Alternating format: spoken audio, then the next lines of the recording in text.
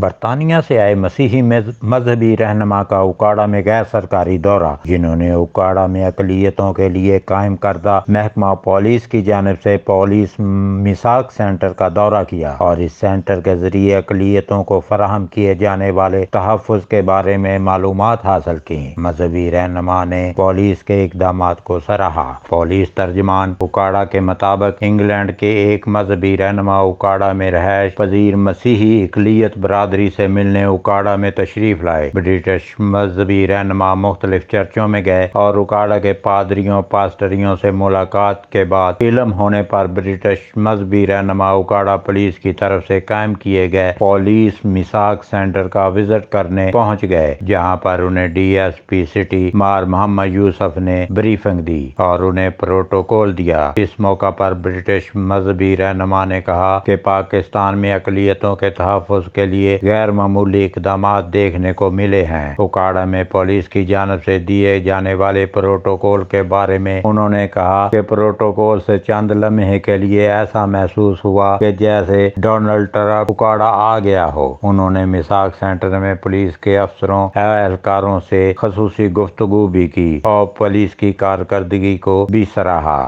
عبدالوحید انصاری، نمائندہ زمانہ نیوز، اکاڑا۔